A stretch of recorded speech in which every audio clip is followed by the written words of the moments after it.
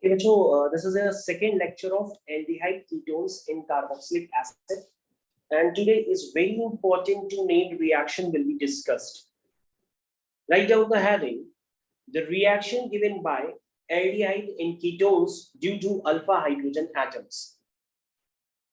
Write down the heading: reactions given by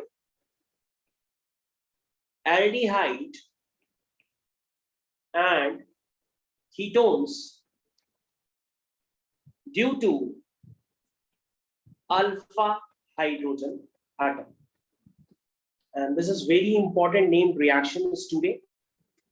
In all of the reactions, this is very important, known as first reaction, which is called aldol condensation.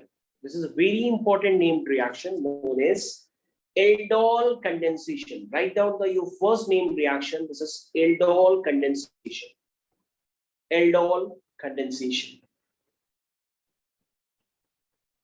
तो बच्चों, जैसा कि आप जानते हैं कि आपने कई सारी नेम रिएक्शन सब तक देखी है, उन सब में से सबसे ज्यादा जो इंपॉर्टेंट रिएक्शन है वो यही वाली है। इसका नाम है एल्डोल कंडेंसेशन।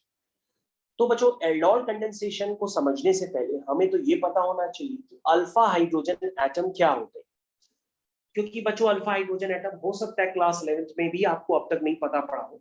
तो मैं आपको बता देता हूँ, अगर आपने लिखा है CH3CHO, तो बच्चों अगर आप देखें ध्यान से तो ये एक एल्डिहाइड है।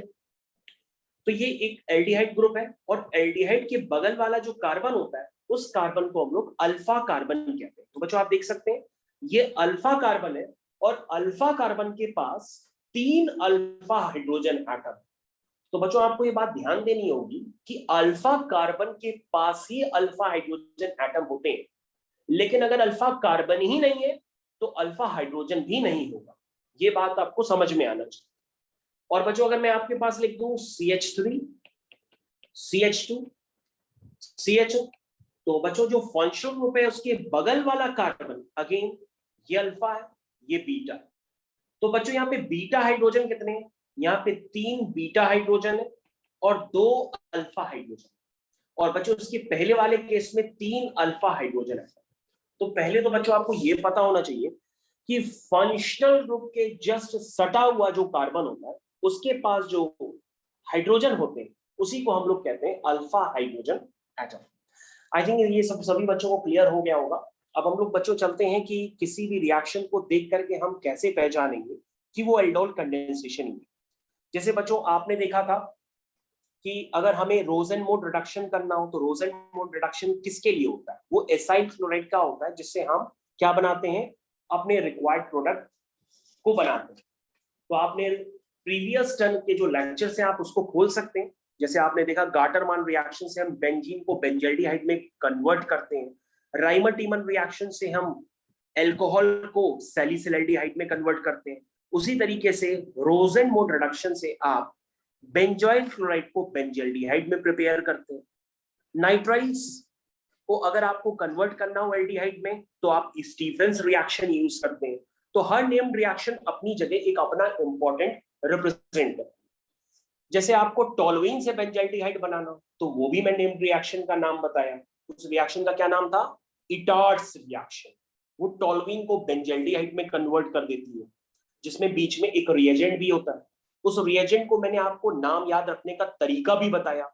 ओस, यार, कल्लू, ओ है, इस तरह से मैंने आपको याद भी करवा दिया। उसी तरीके से बच्चों ये एल्डोल कंडेंसेशन है। आपको समझना होगा कि सबसे पहले इस रिएक्शन में सिम्टम्स कैसे हैं, हम पहचानेंगे कैसे यहां पर क्या होने वाला है। तो देखिए बच्चों, सबसे पहला पॉइंट आप लिख लीजिए, this reaction is given by those aldehyde and ketones. This reaction is given by those aldehyde and ketones having at least 1 alpha hydrogen atom. तो बच्चों ये बात आप पूरी तरीके से समझने की कोशिश करिएगा। ये रिएक्शन ऐसे एल्डिहाइड और कीटोन्स की वजह से दी जाती है जिनके पास कम से कम 1 अल्फा हाइड्रोजन एटम हो। दूसरा पॉइंट बच्चों हम लोग क्या लिखेंगे? दूसरा पॉइंट बच्चों हम लोग क्या लिखते हैं वो भी ध्यान दीजिए। This reaction is carried out, this reaction is carried out in presence of base, in presence of base. Base कौन से होते हैं बच्चों? Like NaOH, KOH, like that. Like NaOH भी हो सकता है, KOH भी हो सकता है, बेरियम हाइड्रोक्साइड भी हो सकता है। इन बेसिस की प्रेजेंस में ये रिएक्शन होती है। तीसरा पॉइंट बच्चों आप कैसे पहचानेंगे? तीसरा पॉइंट होता है बच्चों, the product of the reaction is, लिखिए, the product of reaction is, the product of reaction is beta hydroxy aldehyde. ठीक, और अगर कीटोन होगा तो कीटोन के केस में बनेगा बीटा हाइड्रोक्सी कीटोन। उसके बाद बच्चों आपको लिखना होगा एंड द फाइनल प्रोडक्ट। उसके बाद बच्चे लिखिए, या इसके नीचे लिख दीजिए, भले नेक्स्ट पॉइंट बना के लिख दीजिए, final product after condensation, final product after condensation is alpha beta unsaturated aldehyde और कीटोन। कीटोन होगा तो कीटोन, एल्डिहाइड होगा तो एल्डिहाइड, क्योंकि ये रिएक्शन बेसिकली जो होगी वो एसिड्स नहीं देते, ये एल्डिहाइड और कीटोन्स देते हैं।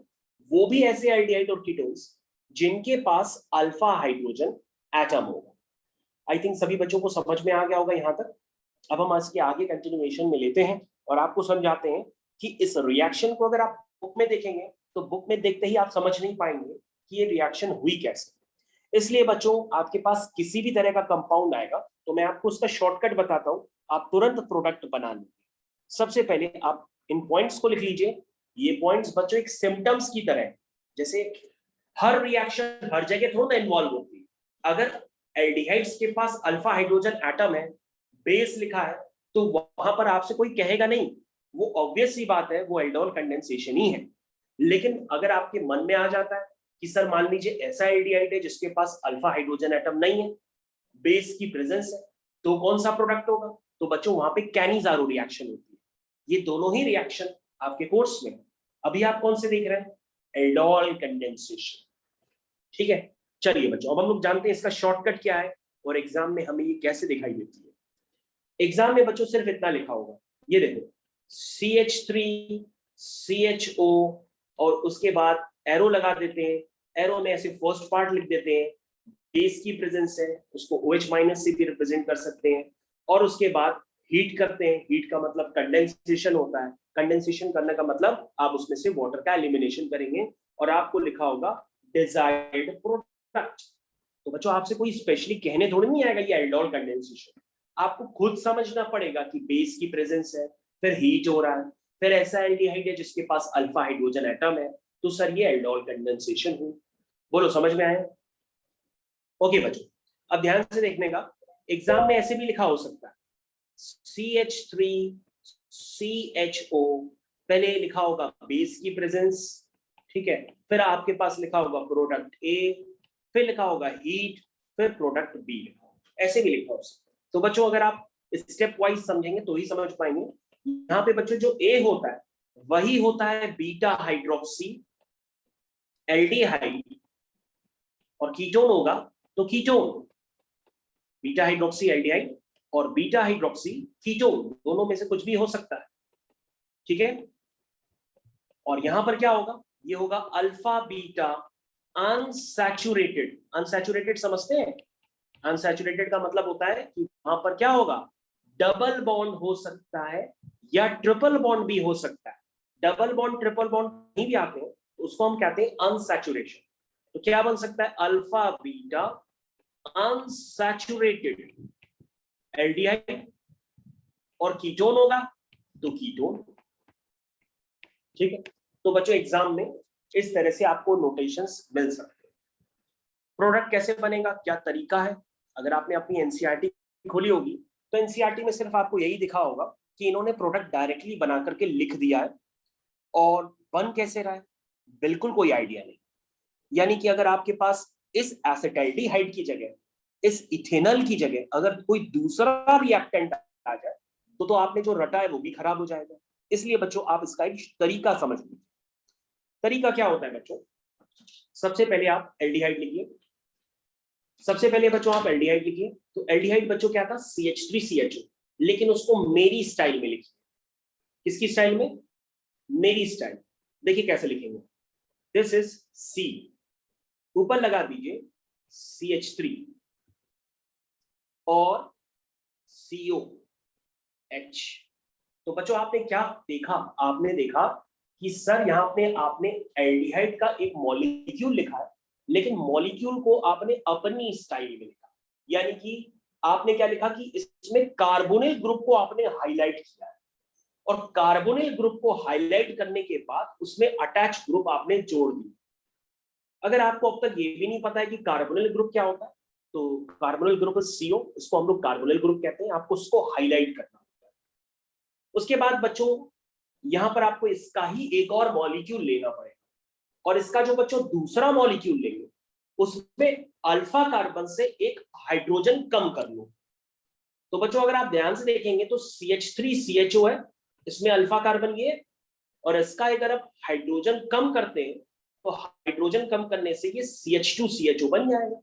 तो ध्यान से देखो, आपने अल्फा हाइड्रोजन एटम अलग कर लिया, एक अलग कर लिया आपने।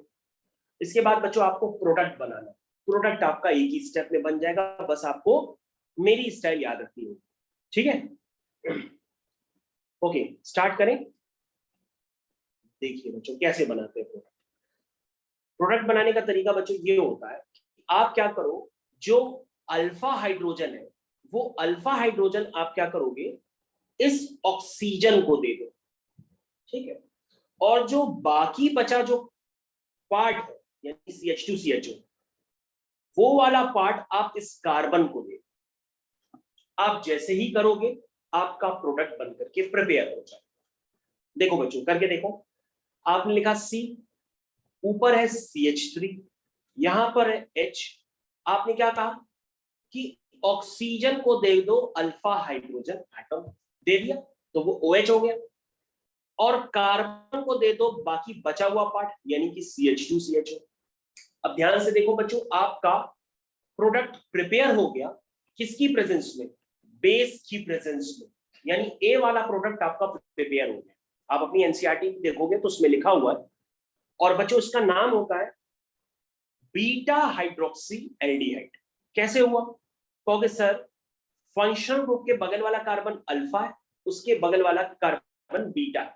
लेकिन सर हमने तो क्लास 11th में केमिस्ट्री पढ़ी नहीं है, तो हमें तो पता ही नहीं कि OH का तो नाम अल्कोहल होता है, हाइड्रोक्सी क्यों कहते हैं।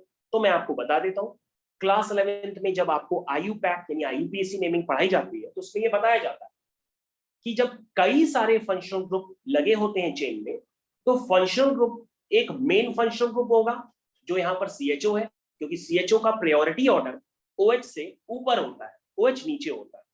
तो किसी भी चेन में एक से ज्यादा अगर फंक्शनल ग्रुप लगे रहते हैं तो बच्चों आपको सिर्फ एक ही काम करना है कि आप एक से ज्यादा फंक्शनल ग्रुप लगे होने पर जो पहला फंक्शनल ग्रुप होता है वो तो मेन हो जाता है जैसे एल्डिहाइड, लेकिन दूसरा वाला फंक्शनल ग्रुप एक सब्स्टिट्यूएंट की तरह ट्रीट होता है।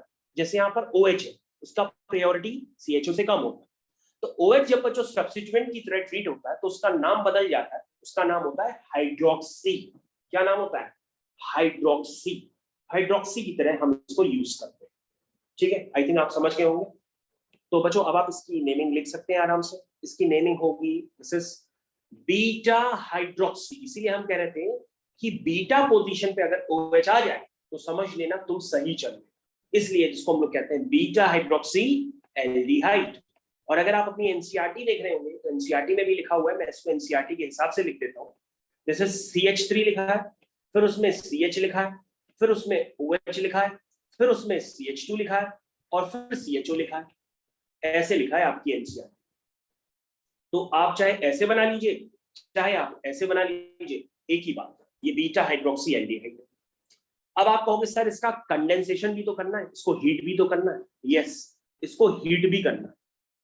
और हीट करने के लिए क्या तरीका है बच्चों? कभी भी अगर हम हीट करते हैं तो हीट का मतलब सीधा सीधा होता है कि आप अल्फा और बीटा कार्बन पे ध्यान से देखिए, और अल्फा कार्बन का एक हाइड्रोजन आप अलग और बीटा कार्बन से OH ले लीजिए, और ये H और OH मिलकर के वाटर का एलिमिनेशन कर दीजिए, वाटर को बाहर निकाल दीजिए। ये बच्चों हीटिंग का मतलब होता है कि आप वाटर बाहर निकालेंगे, और रिएक्शन का नाम भी कंडेंसेशन है, और कंडेंसेशन का मतलब होता है एलिमिनेशन ऑफ वाटर। तो ये बच्चों इस तरह से करते हैं, और वाटर निकलने के बाद बच्चों दोनों कार्बन की एक एक वैलेंसी कम हो जाएगी, इसलिए वैलेंसी को पूरा करने के लिए क्या आ जाएगा उनके बीच में, एक बॉन्ड और आ जाएगा, इससे वहां पे डबल बॉन्ड बन जाएगा। इसलिए हम इसको कहते हैं the final product is alpha beta unsaturated. ध्यान दीजिए, अल्फा बीटा पर क्या है?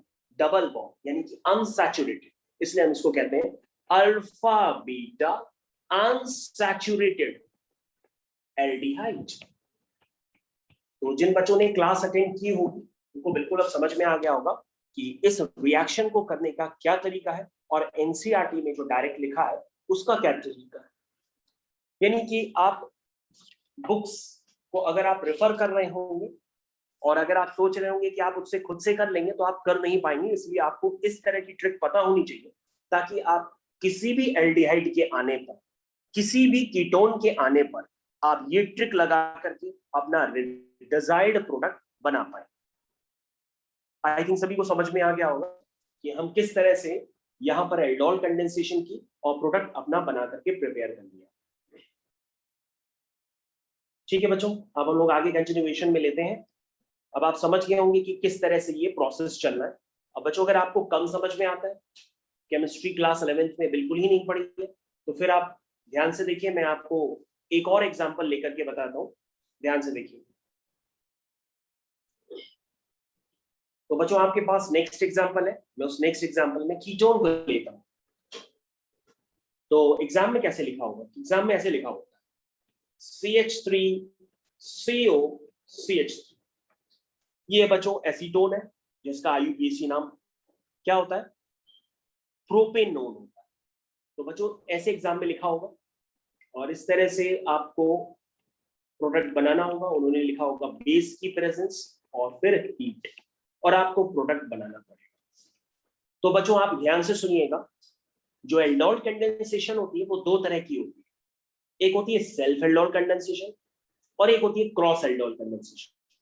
तो बच्चों जो सेल्फ एल्डोल कंडेंसेशन होती है उसका मतलब होता है कि इसके खुद के ही दो मॉलिक्यूल्स आपस में पार्टिसिपेट करते हैं। लेकिन बच्चों अगर क्रॉस एल्डोल कंडेंसेशन लिखा रहता है तो उसका मतलब होता है दो डिफरेंट एल्डिहाइड्स या दो डिफरेंट कीटोन्स, या एक एल्डिहाइड और एक कीटोन, मतलब दो डिफरेंट मॉलिक्यूल्स अगर पार्टिसिपेट करते हैं तो उसको हम लोग कहते हैं क्रॉस एल्डोल कंडेंसेशन। तो बच्चों अभी हम क्या कर रहे हैं, हम खुद के ही दो मॉलिक्यूल्स ले रहे हैं, जो कि अभी हमने एसीटोन एसिटल्डिहाइड के भी दो मॉलिक्यूल्स ले लिए थे, अब हम एसीटोन के भी इसके खुद के ही दो मॉलिक्यूल्स ले लेंगे। तो बच्चों उसको हम लोग कहते हैं सेल्फ एल्डोल कंडेंसेशन। अगर कोई बच्चों आपसे एल्डोल कंडेंसेशन कह रहा है तो उसका मतलब ऑब्वियस सी बात है कि वो सेल्फ एल्डोल कंडेंसेशन कह रहा है। लेकिन अगर वो क्रॉस होगी तो वो स्पेशली आपको नाम बताएगा कि वो क्रॉस, आपको खुद देखने लगेगा। तो बच्चों अब हम इस क्वेश्चन को करने जा रहे हैं। इसका शॉर्टकट आपको पता है, अगर आप पहले से बना सकते हैं तो पहले से बना लीजिए। मैंने आपको क्या ट्रिक बताई थी, उस ट्रिक को यूज करिए। कहोगे सर आपने ट्रिक बताई है कि सबसे पहले आप क्या करो, जो कीटोन ग्रुप है उसको हाईलाइट करो। ये देखो सर कीटोन ग्रुप मैंने हाईलाइट कर, क्या आपको समझ में आ रहा कहां है हाईलाइटेड कीटोन ग्रुप? ये है बच्चों कीटोन ग्रुप। दूसरा स्टेप क्या बताएं? कहोगे सर दूसरा स्टेप ये है कि आप इसी मॉलिक्यूल को दोबारा लेंगे और उसका अल्फा हाइड्रोजन एटम अलग करेंगे। तो सर सिमेट्री की वजह से ये भी अल्फा, ये भी अल्फा, तो किसी एक को भी अल्फा मान करके आप अल्फा हाइड्रोजन एटम अलग कर लीजिए। तो मैंने बच्चों एक अल्फा अलग कर लिया, आप ध्यान से देखो, एक अल्फा मैंने अलग कर दिया। बोलो भाई समझ में आया यहाँ तक? ये अल्फा अलग कर। अब बच्चों हम लोग क्या करेंगे, अपनी ट्रिक यूज करेंगे। वैसे तो मैं जब अपनी क्लासेस में पढ़ाता हूँ तो मैं इन सब ट्रिक का एक नाम देता हूँ। तो ये है हमारा सीपीएम स्टाइल, इसको हम लोग कहते हैं सीपीएम स्टाइल। सी मतलब केमिस्ट्री, पी मतलब मेरा नाम पंकज और एम मतलब मोटवानी, तो उसको हम लोग सीपीएम स्टाइल भी कहते हैं। सीपीएम स्टाइल, तो सबके अपने अपने स्टाइल होते हैं, तो मैंने अपना स्टाइल बना रखा है। तो इस स्टाइल से अगर आप प्रोडक्ट बनाएंगे तो आपका प्रोडक्ट बन करके आ जाएगा। तो प्रोडक्ट बना लीजिए आप। कैसे बनाएंगे?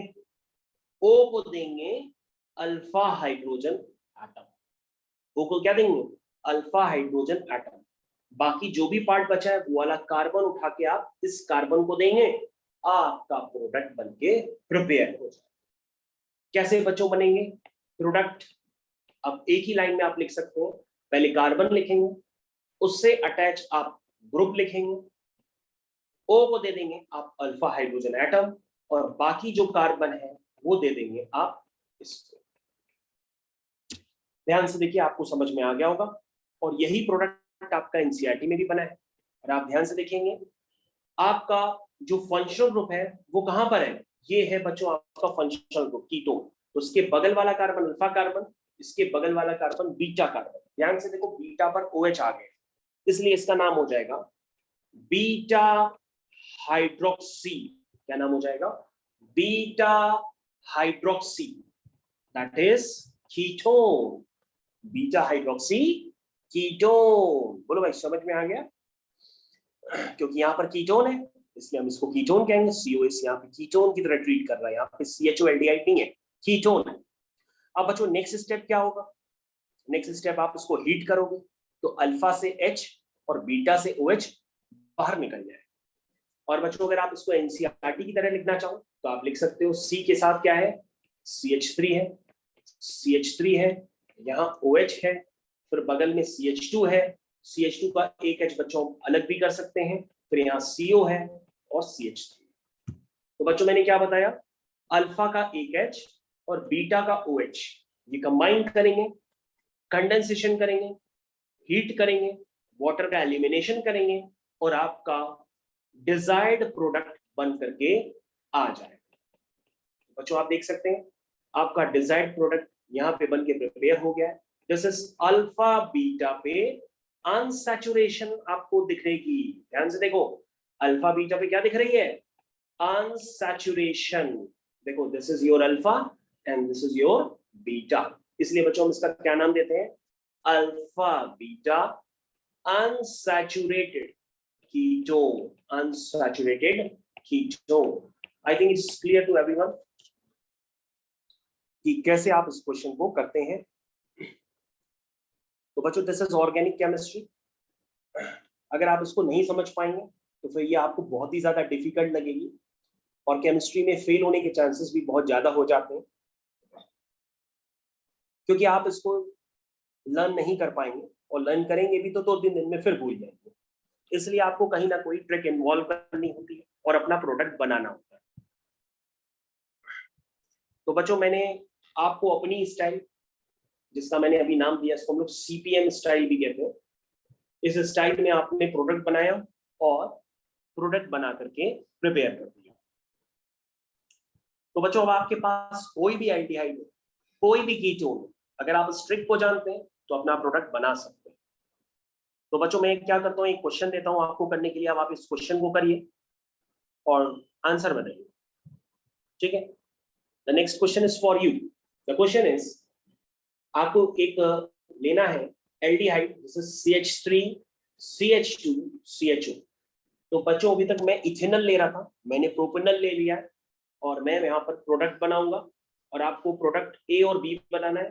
पहले आप OH माइनस की प्रेजेंस में A बनाएंगे, और फिर आप उसको हीट करेंगे, वाटर का एलिमिनेशन करेंगे, और आप B बनाएंगे। तो बच्चों आपको ये काम करना है और आंसर मेरे से मैच कराना है। करने की कोशिश करिए और मेरे को आंसर कंफर्म कराइए। This is your question. Start करिए करना।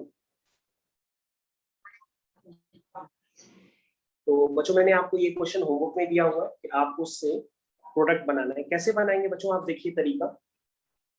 सबसे पहले बच्चों आप क्या लिखिए, CH3 CH2 CHO, ये लिखा हुआ है।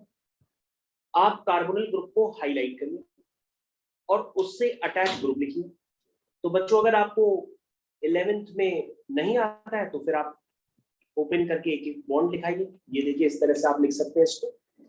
तो CO के साथ बच्चों क्या क्या अटैच है? CO के साथ एक हाइड्रोजन अटैच है और CO के साथ CH2 CH3 attach. I think idea आपको क्लियर हो गया होगा। बच्चों ध्यान से देखिए, ये आपका अल्फा कार्बन है और अल्फा कार्बन का एक आप अल्फा हाइड्रोजन अलग कर दीजिए तो CH2 से CH हो जाएगा। तो CH के साथ एक CH3 जुड़ा हुआ है, एक CHO जुड़ा हुआ है। अब बच्चों हमारे पास CPM स्टाइल है, उसको आप लगा लीजिए। कैसे लगाएंगे? O को दे देंगे ये अल्फा H और बाकी जो भी पार्ट बचा है बच्चों वो कार्बन आप दे देंगे इस कार्बन। ऐसा करिए, आपका प्रोडक्ट बन करके प्रिपेयर हो जाए। This is CH2 CH3 CH, O को मिल गया बच्चों ये H और बाकी जो है ये हो गया CH CH3 CHO। I think सभी को क्लियर हो गया।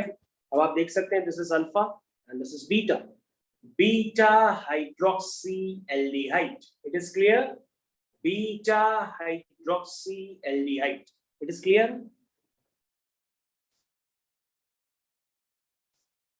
अब बच्चों आगे का क्या काम करेंगे? हम इसको हीट करेंगे, वाटर का एलिमिनेशन करेंगे। तो बच्चों अगर आप इसको हीट करना भी नहीं समझ पाए हैं तो वो भी आप देख सकते हैं। तो ये देखिए मैंने बच्चों यहाँ से एक H अलग कर लिया और मैं अब वाटर का रिमूवल करूंगा। जैसे ही बच्चों वाटर का रिमूवल करूंगा आपको अपना डिजायर्ड प्रोडक्ट समझ में आ जाएगा। ठीक है, तो देख सकते हैं बच्चों ये मैंने वाटर का रिमूवल किया है और आपका फाइनल प्रोडक्ट बनके प्रिपेयर हो गया है।